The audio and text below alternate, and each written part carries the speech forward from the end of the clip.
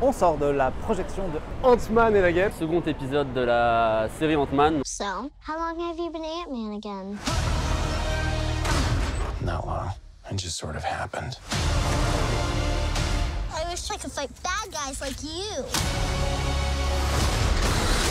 I seem to mess it up almost every time.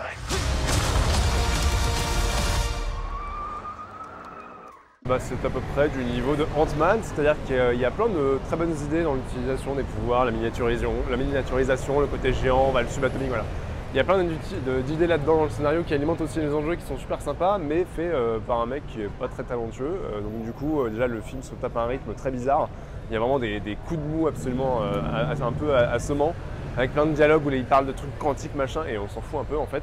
Mais à côté de ça, dans l'action, il y a parfois des bonnes idées de scènes, de scénographie, de chorégraphie, etc. qui sont pas hyper bien filmées malheureusement.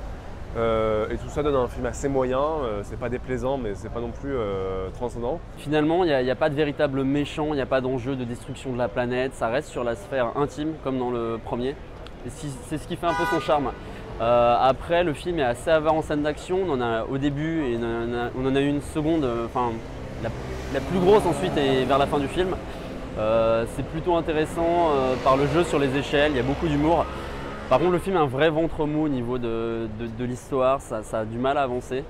Et le film aurait gagné à gratter une bonne dizaine de minutes pour gagner en rythme. Je rejoins absolument mes petits camarades. Je trouvais que le film était très sympathique par plein d'aspects, notamment dans sa première partie où il y a un très chouette fight dans une cuisine avec la guêpe, où il y a vraiment des chouettes idées sur le rapport d'échelle, la mise en scène, et il y a quelques plans qui étaient déjà dans la bande-annonce et qui sont assez enthousiasmants.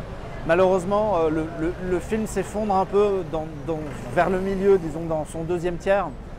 Il devient très bavard, très long, il y a beaucoup de scènes où les gens discutent et font pas grand-chose, et tout ça pour amener un final qui lui-même était chouette, qui m'a pas mal rappelé L'Aventure intérieure, le film de Joe Dante, avec de la miniaturisation d'un côté et une grosse course-poursuite à l'extérieur. Il y a de bonnes idées.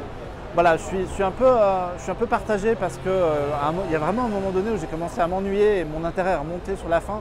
J'aurais bien aimé que le truc soit plus dense, plus rythmé, plus riche en idées, mais après Avengers Infinity War, moi je trouvais que c'était plutôt une bouffée d'air frais et que ça faisait plutôt du bien, donc ouais, c'est sympathique.